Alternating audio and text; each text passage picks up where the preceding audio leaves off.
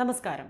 കണ്ണൂർ ജില്ലയിലെ Valapattanam police station പരിധിയിൽ വ്യാജ ഇൻസ്റ്റാഗ്രാം അക്കൗണ്ടുകൾ നിർമ്മിച്ച് നിരവധി പെൺകുട്ടികളുമായി ചാറ്റ് ചെയ്ത് ബന്ധം സ്ഥാപിക്കുകയും ശേഷം അവരുടെ സ്വകാര്യ ചിത്രം ശേഖരിച്ച് മോർഫ് ചെയ്ത യുവാവിനെ കണ്ണൂർ സൈബർ പോലീസ് അറസ്റ്റ് ചെയ്തു. മോർഫ് ചെയ്ത ചിത്രങ്ങൾ ഉപയോഗിച്ച് പെൺകുട്ടികളെയും രക്ഷിതാക്കളെയും ഭീഷണിപ്പെടുത്തി ചൂഷണം ചെയ്യുകയും പണം തട്ടിയെടുക്കുകയും ചെയ്ത പ്രതിയെ പോലീസ് മാസങ്ങൾ നീണ്ട അന്വേഷണത്തിനൊടുവിൽ അറസ്റ്റ് ചെയ്തു. Kannur cyber police station SHO Shaju ജോസഫിന്റെ നേതൃത്വത്തിലുള്ള അന്വേഷണ സംഘമാണ് പ്രതിയെ അറസ്റ്റ് ചെയ്തത്. അഴീക്കോട് കപ്പക്കടവ് സ്വദേശി മുഹമ്മദ് സഫ്വാൻ എന്ന 23-കാരനാണ് അറസ്റ്റിലായത്.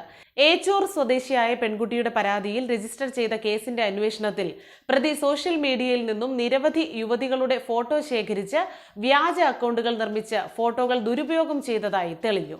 ചെന്നൈയിൽ ഒളിവിൽ കഴിഞ്ഞു വരികയായിരുന്ന പ്രതി 2 ഫോണുകളും 4ഓളം സിമ്മുകളും ഉപയോഗിച്ചായിരുന്നു കുറ്റകൃത്യത്തിൽ ഏർപ്പെട്ടിരുന്നത്.